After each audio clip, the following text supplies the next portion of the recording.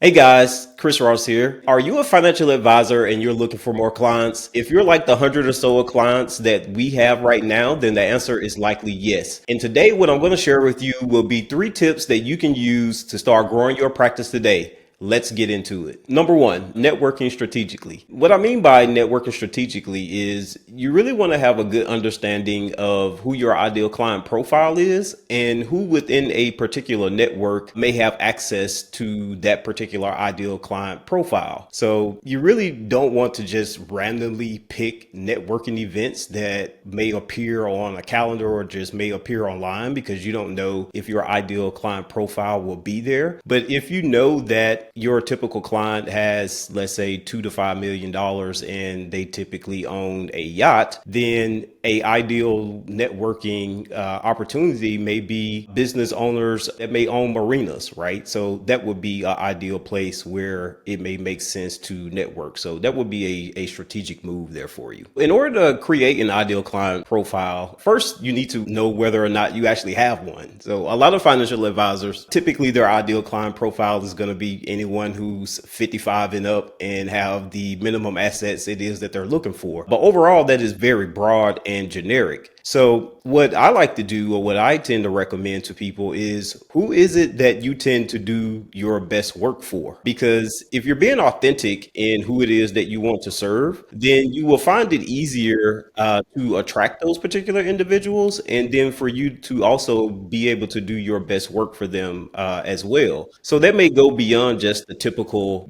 baby boomer who is nearing retirement and has a certain amount of assets, for example. The more closer you can get to who it is that you actually enjoy serving as an advisor, that will help, shape who your ideal client profile may be. Before you start networking, the number one thing that you absolutely want to make sure that you do is have a clear understanding of who your ideal client profile is, where they may hang out, whether that is online and or in person, and who are the individuals that may have access to that particular ideal client profile. Number two, build an existing referral system with your existing clients. And the number one tip that I would give as it relates to building a referral system is really cultivating the relationship that you have with your existing clients. So this really goes back to that ideal client profile that we were speaking about earlier. Whereas if you actually enjoy working and serving your clients, then that's going to attract the people that are naturally going to be a good fit for you. And then subsequently,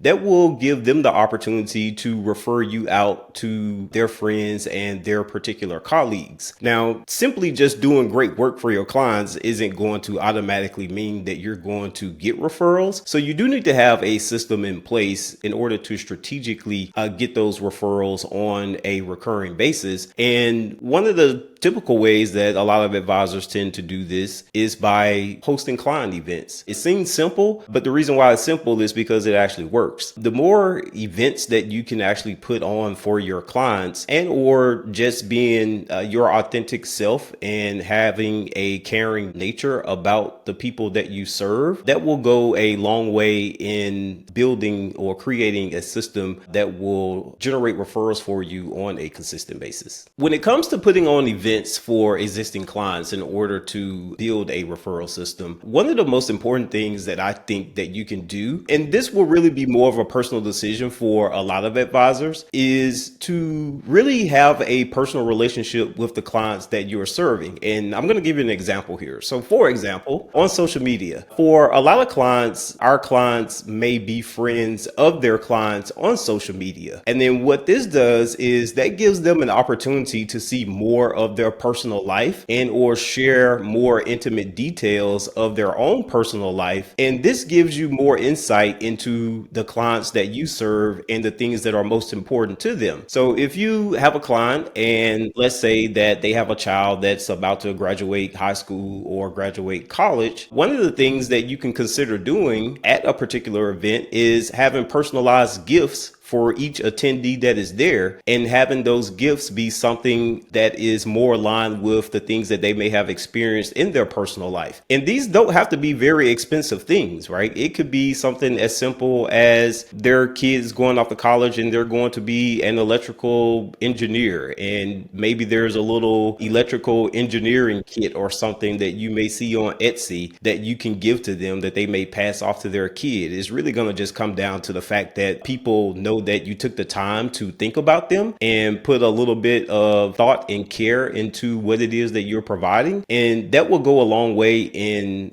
solidifying that relationship that you have with your existing clients. Number 3, creating a automated system to add new leads to your existing pipeline. And what do I mean by that is you really want this automated system to work as a foundation to your overall ability to generate leads. So if we go back to the idea of networking and then also the idea of referrals, we know that between referrals and networking, those are two of the best ways to find your ideal client. But one of the drawbacks, or some of the drawbacks as it relates to that, is it's not scalable. You can't necessarily order up 10 referrals tomorrow if you wanted to. They're only going to come in when someone has thought about you, or maybe they made a connection with someone. So in order to help grow your referral base, I like to think of it as a referral tree. So if you think about a tree has a foundation, then you have branches. So each branch could be, a referral opportunity or a networking opportunity. And if you have an automated system that is consistently bringing in new leads and those leads convert into clients, then you are building your referral base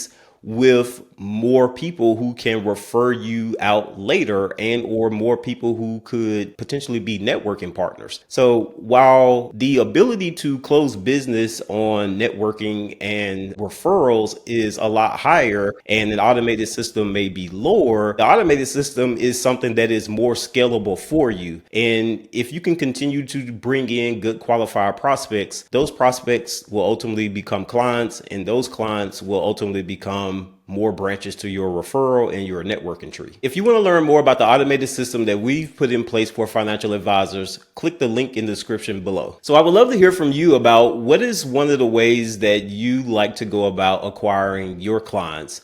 Leave a comment below. I'll be happy to respond, and I'll see you on the next one.